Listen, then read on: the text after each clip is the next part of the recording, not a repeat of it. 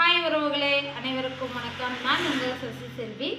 இன்றைக்கி நம்ம என்ன வீடியோ பார்க்க போகிறோம்னா, மிளகாய் தூள் சாம்பார் பொடி வீட்டிலையே பக்குவமாக கலர்ஃபுல்லாகவும் இருக்கணும், நம்மளுக்கு கடையை விட ருசியாக ஆரோக்கியமாகவும் இருக்கணும். அதனால் எப்படி அரைக்க போகிறோன்றது தான் இன்றைக்கி உங்களோட வீடியோ ஷேர் பண்ணுறேன்.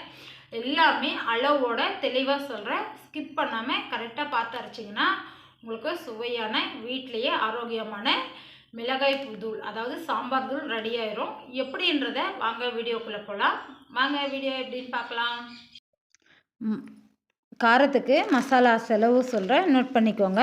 1 kilo chilli, red chilli, dry chilli, அதுக்கு 1/4 கிலோ 250 கிராமு காஷ்மீர் சில்லி எடுத்திருக்கேன். நம்ம காஷ்மீர் சில்லி எதுக்கு போடுறோங்கன்னா நல்லா கலர்ஃபுல்லாக வரணும், அதனால தான் காஷ்மீர் சில்லி எடுத்துருக்கிறேன். நம்மளுக்கு கடை தூள் மாதிரி நல்லா கலர்ஃபுல்லாக வரணும் இல்லைங்களா, அதனால் 1/4 கிலோ காஷ்மீர் சில்லி, 500 கிராம் அதாவது 1/2 கேஜி தனியா, கொத்தமல்லி வந்து 1/2 கிலோ எடுத்துருக்குறேங்க. அதுக்கு தேவையான மசாலா சொல்கிறேன், நோட் பண்ணிக்கோங்க.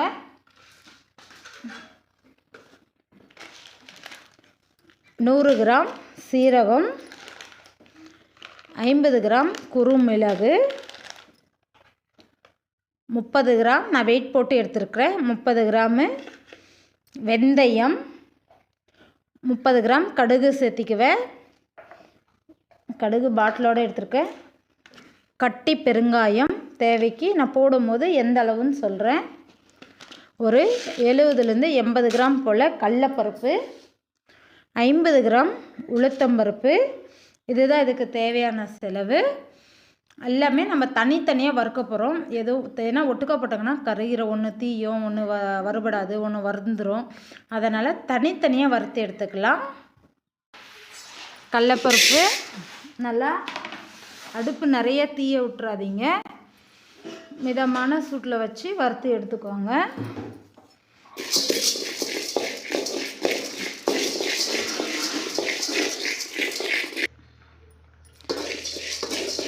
நிறைய தீயவும் விடக்கூடாது, வறுக்காமையும் இருக்கக்கூடாது.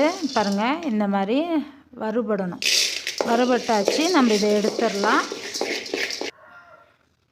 உளுத்தம்பருப்பும் அதே மாதிரி தான் நல்லா பொன்னிறமாக வறுத்து எடுத்துடலாம், தீ விடக்கூடாது.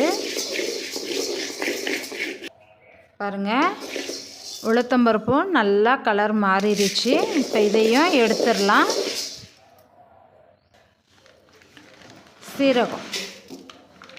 சீரகமும் வறுத்து எடுத்துக்கலாம். நம்ம எல்லாமே வறுத்து சேர்த்துனாங்கன்னா 6 மாதம் ஆனாலையுமே நமக்கு மிளகாய்த்தூள் ஒன்றும் ஆகாது. அதனால தான் எல்லா பொருட்களுமே வறுத்து நான் எடுத்துக்கிறேன். அதே மாதிரி மணமாகவும் இருக்கும். மிளகாய்த்தூள் அரைக்கும் போதே நல்லா மணமாக இருக்கும். எப்பவுமே சீரகம் வறுக்கும் போது இளஞ்சூட்டாக வச்சு வருங்க. 1 நிமிஷம் வறுத்தா போதும், ரொம்ப நேரம் வறுக்கணுன்ற அவசியம் இல்லை. இளஞ்சூட்டில் அப்புறம் தீ அதிகமாக வச்சுட்டு நீங்கள் தான் 1 நிமிஷம் வறுக்க சொன்னீங்க, நான் வறுத்தேன் தீஞ்சிச்சின்னு சொல்லிடாதீங்க. அந்த சீரகம் வந்து மனமே கரெக்டாக அழகாக காமிச்சு கொடுக்கும் வறுபட்ட உடனே. பாருங்கள், இப்போ இது வறுபட்டாச்சு, இதை எடுத்துடலாம். வெந்தயமும் வறுத்து எடுத்துடலாம். நான் எல்லாமே இளஞ்சூட்டில் வச்சு வறுக்கிறேன்.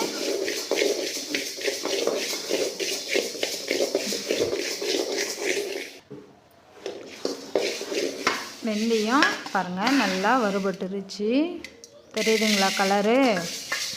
ரொம்ப நேரம் விட்டிங்கன்னா கசப்பு எடுத்துக்கும், அதனால் இந்த மாதிரி வறுபட்ட உடனே எடுத்துருங்க. கலர் மாறும், அது உங்களுக்கே ஃபீல் பண்ணுவீங்க வறுத்துருச்சுன்றதை. இப்போ இதையும் எடுத்துடலாம். குறுமிளகு அதையும் வறுத்துடலாம்.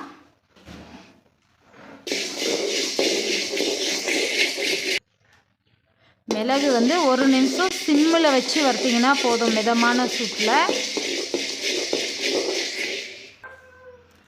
நமக்கு மிளகு நல்லா வறுபட்டாச்சு, எடுத்துடலாம்.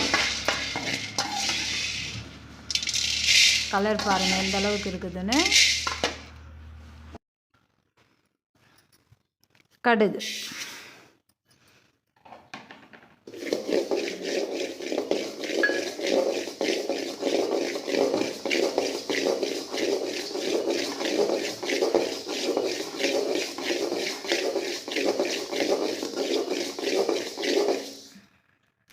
பாருங்கள். இந்த மாதிரி கடுகு பொரியும் போது எடுத்துருங்க, தீய விட்டுறாதீங்க.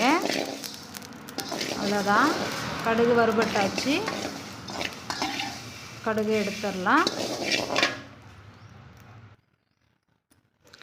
எல்லா பொருளுமே நம்ம வறுத்து எடுத்துட்டோம். மிளகு, கடலப்பருப்பு, உளுத்தம்பருப்பு, கடுகு, வெந்தயம், சீரகம். இது நல்லா வெயிலில் உணர்த்தி எடுத்துடலாம். நல்லா அடிக்கிற வெயிலுக்கு இன்றைக்கி 4 மணி வரையும் நல்லா இதை காய வச்சு எடுத்துருவேன். 1/2 கிலோ தனியா, இதையும் கொத்தமல்லி இதையும் நல்லா வறுத்துடலாம்.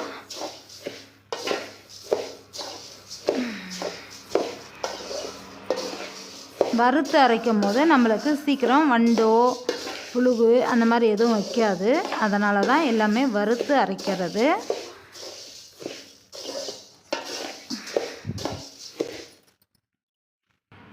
நல்லா ஒரு 3 நிமிஷம் 4 நிமிஷம் போல் நல்லா வறுத்து எடுத்துக்கலாம். நான் மிளகாத்தூள் அரைக்கும் போதே கொத்தமல்லி 1 கிலோ அதிகமாக வாங்கிட்டு வந்துடுவேன். அப்போ கொத்தமல்லி தூள் மட்டும் தனியாக அரைச்சி வச்சுக்குவேன். அது கூட நான் கடையில் வாங்குறதில்ல.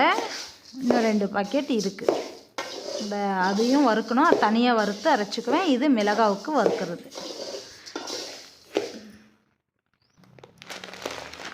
இது 1 கிலோவும் நான் தனியாக அரைச்சி எடுத்துக்குவேன் வீட்டுக்கு. கொத்தமல்லி தூளுக்கு நான் அது கூட கடையில் வாங்குறதில்ல.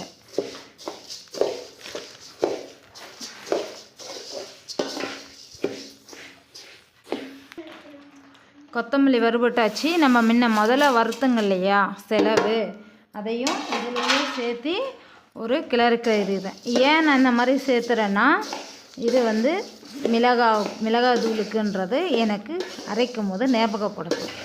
மிளகாய் வறுத்து எல்லாம் காய் வச்சு இடிக்கும் போது அதெல்லாம் ஒட்டுக்கா கலந்துருவேன். அவ்வளோதான், அடுப்பை விட்டு எடுத்துடலாம்.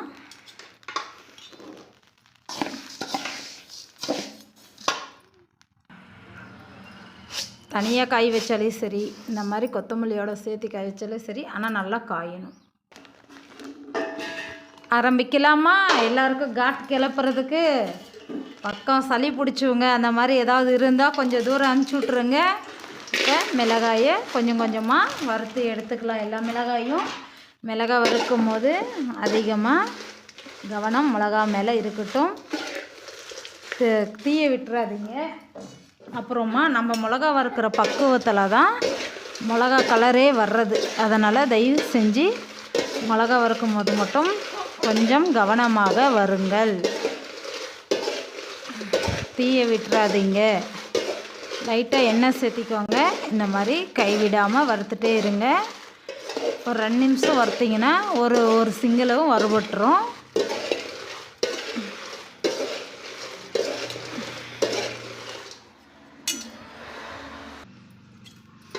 பாருங்கள், இந்த மாதிரி நல்லா வறுபட்டுருச்சு. இப்போ நம்ம எடுத்துடலாம். பக்கத்தில் பெருசாக ஒரு பாத்திரம் ரெடியாக வச்சுக்கோங்க. அதில் எடுத்து நம்ம மாற்றிடலாம். அதே மாதிரி தான் நம்ம காஷ்மீர் சில்லியுமே வறுக்க போகிறோங்க. ஒரே வாட்டி வறுக்க முடியாது நம்மளுக்கு. 250 கிராமும் கொஞ்சம் கொஞ்சமாக வறுத்துக்கலாம்.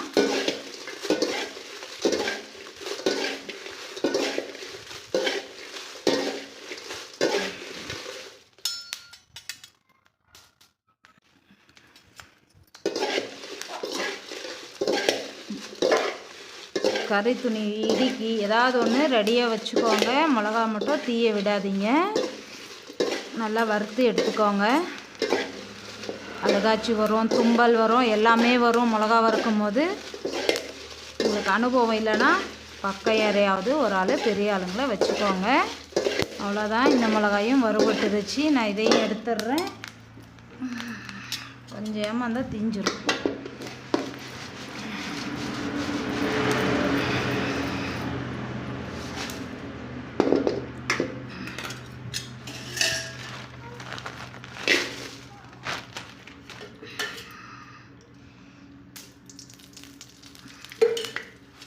எண்ணெய் விட்டால் கொஞ்சம் காட்டு கம்மியாகவும் வறுக்கிறதுக்கு நல்லாயிருக்கும். அதனால தான் எண்ணெய் விடுறது.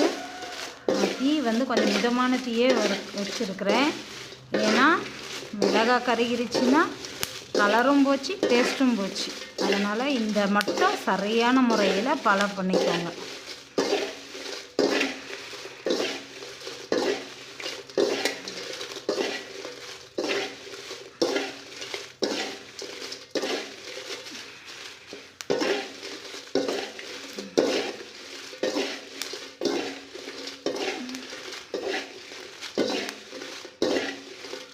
நான் 1 கிலோ மிளகாயும் இப்படி தான் வறுத்து எடுக்க போகிறேன்.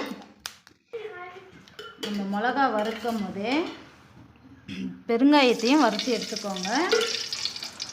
கட்டி பெருங்காயம், நீங்கள் தூள் பெருங்காயம் சேர்த்தது இருந்தால் கூட தூள் பெருங்காயம் சேர்த்திக்கோங்க. நான் கட்டி பெருங்காயம் சேர்த்திக்கிறேன்.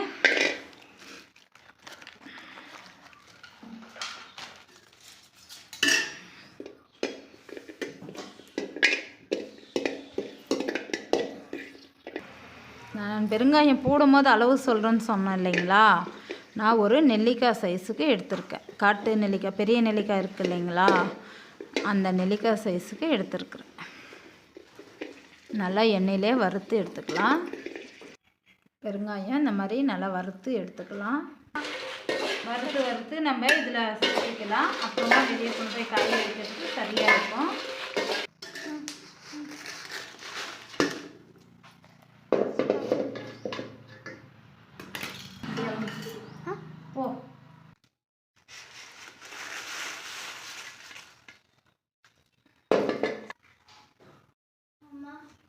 மிளகாயை காய வச்சு எடுத்துக்கலாம். மிளகாயை நல்லா கொட்டி காய வச்சு எடுத்துக்கலாம்.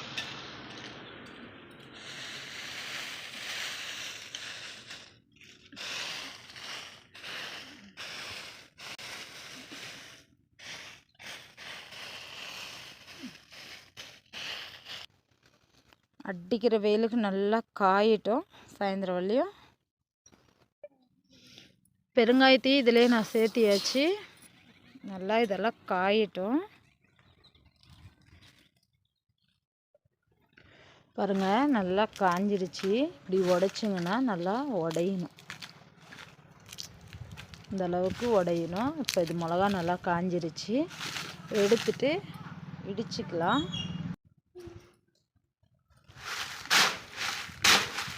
காஞ்சிருக்கிற மிளகாய் எங்கள் ஊர் பக்கம்லாம் டைரெக்டாக எடுத்துகிட்டு போனால் அரைக்க மாட்டாங்க.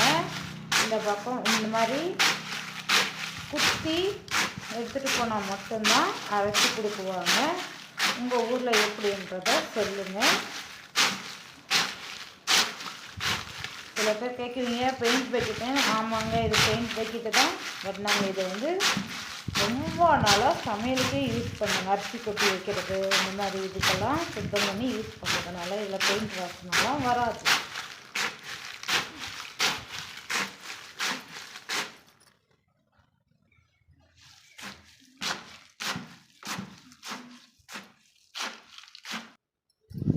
அவ்வளோதாங்க. சும்மா ரஃப்பாக இந்த மாதிரி இடிச்சிட்டு மிஷினுக்கு எடுத்துகிட்டு போகிறது தான்.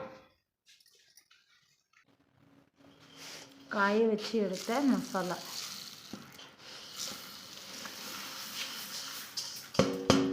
இதிலே சேர்த்திட்டு மிஷினை கொண்டு போய் அரைச்சிட்டு வந்துடலாம்.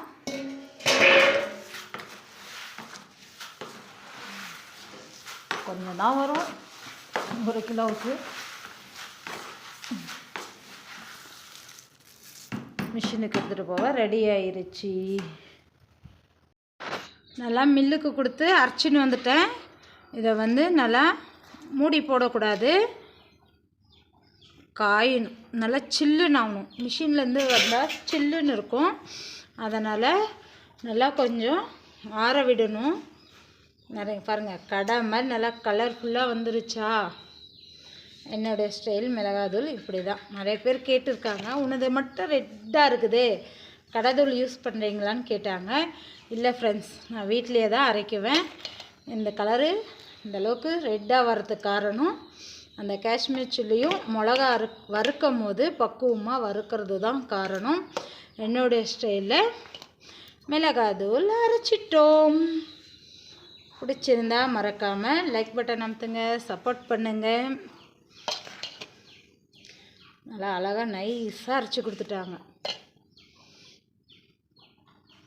நல்லா நைஸாக அரைச்சி கொடுத்தாங்க. எனக்கு ரொம்ப பிடிச்சிச்சு இந்த வாட்டி அவங்க அரைச்ச விதம்.